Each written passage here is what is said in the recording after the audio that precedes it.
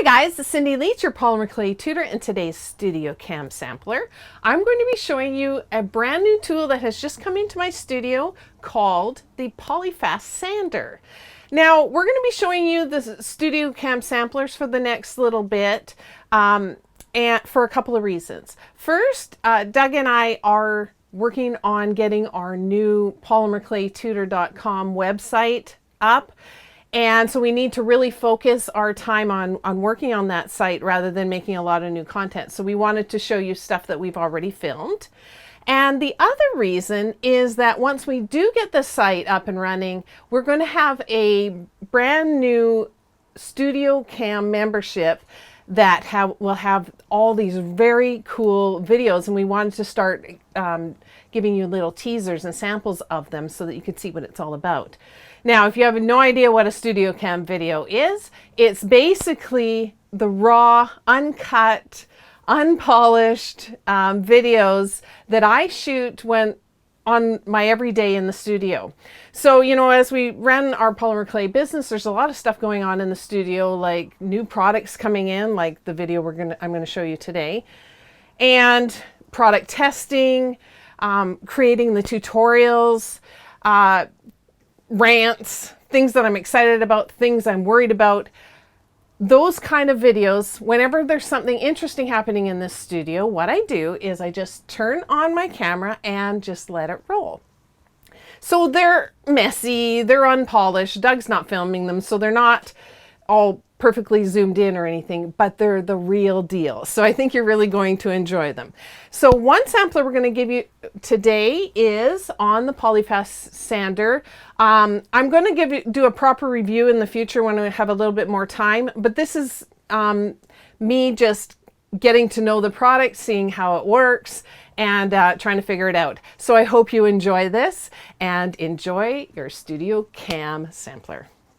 Hi guys, I just got this package in the mail. It is a new polymer clay sanding tool, and it is out of Belgium. The guy was from Belgium that sent it to me, and it is called the PolyFast, and it is battery operated. I've just got some batteries put in it, and I was just kind of fooling around trying to figure it out.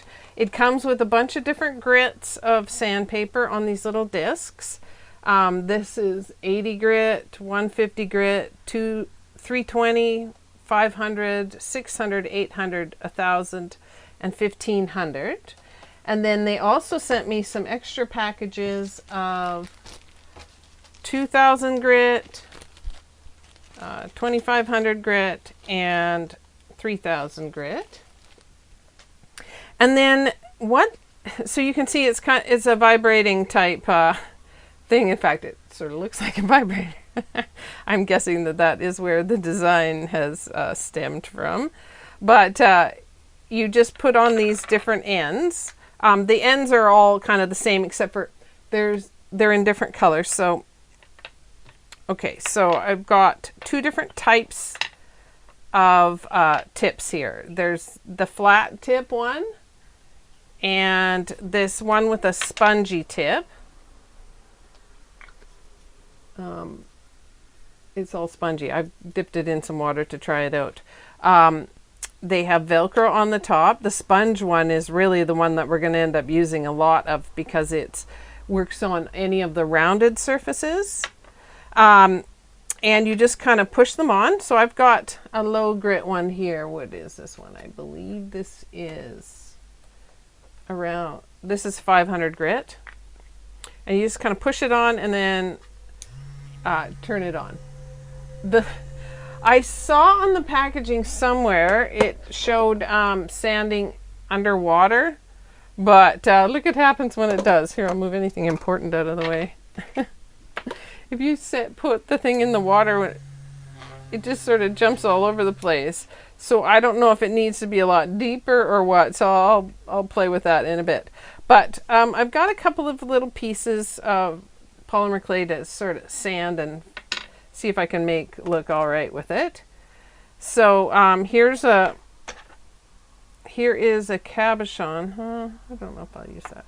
I want to do something that'll look dramatic. Okay, here's a sort of a cabochon style, pebble style bead, and it is in the it's a sample from when I was figuring out the reptile cane, so it's in kind of a bunch of different colors. I was testing it out. So let's just try this out. Or should I use that one, or should I use, maybe I'll do this one. This is kind of a translucent piece. It's just sort of a scrap one. I was fooling around. I cut it in half and used half of it for something else. It's kind of got a rough edge on it. Let's use this one to start off with. And I'll use the coarsest sandpaper to start. They suggest you use like a credit card or something to get in between instead of just pulling on it, because it's hard on the Velcro. I'm going to start with the 150 grit just to see how coarse it is. And I'll get it wet, and we'll just try to see if we can shape up this piece. Now, when I was holding it, I turned it on. Doug just gave me the batteries for it. I noticed if I tried to hold it down here, the vibration was way too much. I have nerve damage from carpal tunnel, and so vibrations are really hard on me. I don't know how much that bothers other people, but when you hold it back here, you can barely feel it, and it must be this sort of thing in between that makes a difference. I'm gonna just sand here and see. Yeah, that is pretty coarse. That's sanding away that ridge really fast.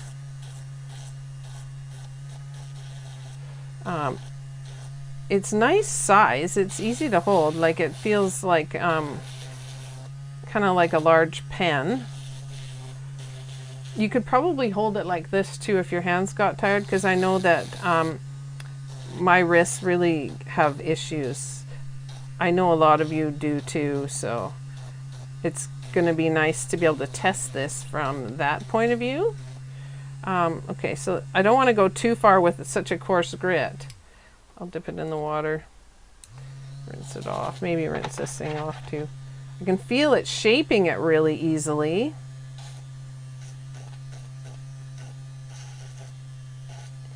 You want to start at the coarsest grit that's going to help you shape, but you don't want to, because the coarser grits means that you're going to have to sand out the lines that were caused by the coarser grit. You don't want to start with too coarse of a grit, because then you're going to be working too hard trying to remove those scratches. But you also don't want to use too fine of a grit so that you're taking forever and ever and wrecking your sandpaper to get anywhere. So you kind of start with the grit that makes the most sense. So that is enough shaping for that grit. With this sponge, this works fine. I noticed when I tried to take these little discs off the flat hard one, it did seem to work better if I used like the credit card, gift card.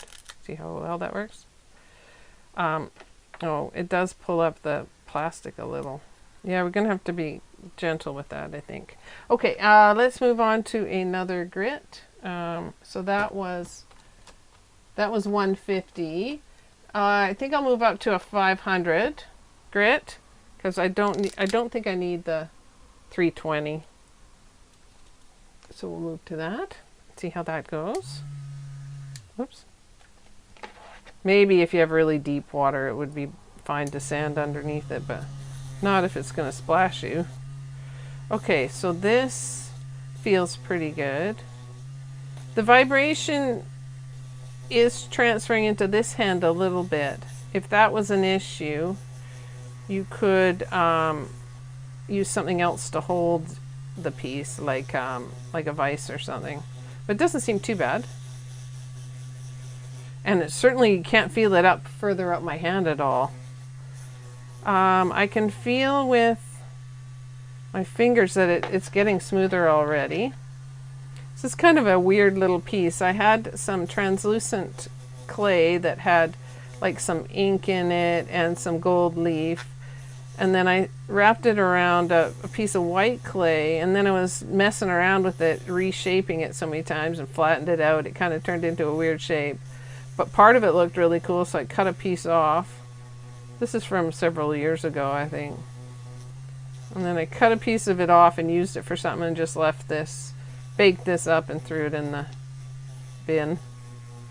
I have lots of that kind of stuff where I've done some sort of weird partial trick to it and then left it for some other day.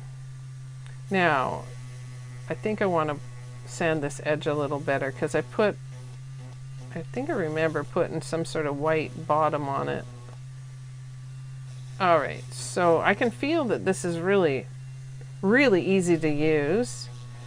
What I'll do is, because it's going to be, I don't want to have like a 40-minute video here, I'll start going through the other grits, probably for about the same amount of time in between each grit, just like you would with sandpaper, only this is working faster for you. Then I will come down to the finest ones and then start showing you how it's shaping up. All right, so we'll see you in a bit. Bye. So did you like that? Isn't that a cool tool? Let me know if you're excited about seeing the review coming up.